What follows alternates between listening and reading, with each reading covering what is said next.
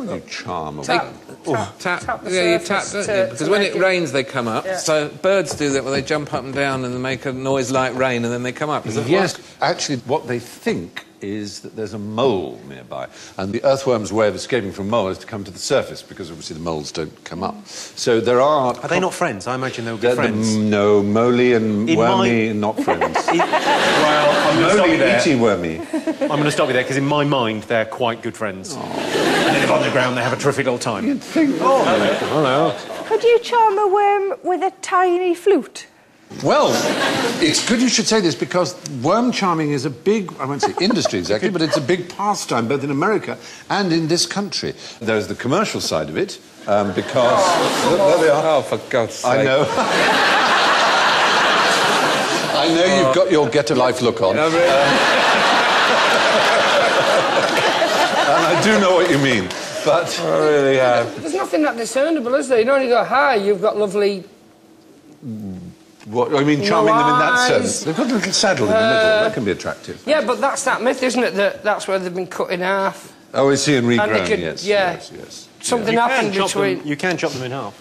You can do it with any animal. Yeah, but they don't join back. they don't join back together. No, they can't. It's a myth that they can. But in America, they call it grunting, this worm charming, and it's reasonably big business because Americans love to fish, and obviously bait shops need worms as well as maggots. That girl in the foreground is tapping the ground with her flip-flop. She is. She's got flip-flops on. She's taken extra flip-flops. Well, she's only done it to annoy you. It just looks like a car boot sale where everyone's forgot the cars. Photoshopped out of the picture. It does rather, doesn't it? What it is in Britain, the sport, if I can call it that, you may not. Involves dozens of competitors. Oh, my God. She's got a worm on her T-shirt. She's got a worm on her shirt. Oh, bless her. I don't know if that's a worm. I don't think we should look at that. Oh, dear. You have to lure as many worms as you can in 30 minutes. With a recorder?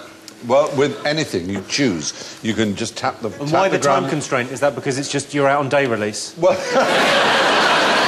Possibly the low point was in Woodhall. The Woodhall Worm Charming Festival in Lincolnshire. None of the entrants in August 2010 managed to lure a single worm. This is the Worm Charming Festival, isn't it? Those people inside at the time? Were they in a building? Is that right? Yeah, it was raining. They had to do it in the church hall.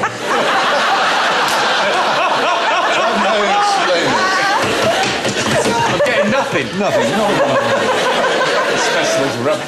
How did they decide the winner if nobody actually lured any worms? Well, a spokesman said they were all winners because they raised more than £200 for the Woodhall Spa Twinning Association. I don't know who Woodhall is twinned with. I don't think it's twinned with anyone. Some I think it has Russian a suicide psychiatric pact. unit. Why has she got a string on her fork? What's going on with she knows that that's her fork, like when you're at the airport. If your face going on, you put a ribbon on, don't you? At least when you go train spotting, there are trains. That's the best thing. The train spotters are stood on the hill going, losers! Get alive! Oh, dear. It's true. Digging Cynthia, they're only jealous. Well, the fact is, yes, you can vibrate worms to the surface by pretending to be a mole. Now, when would you go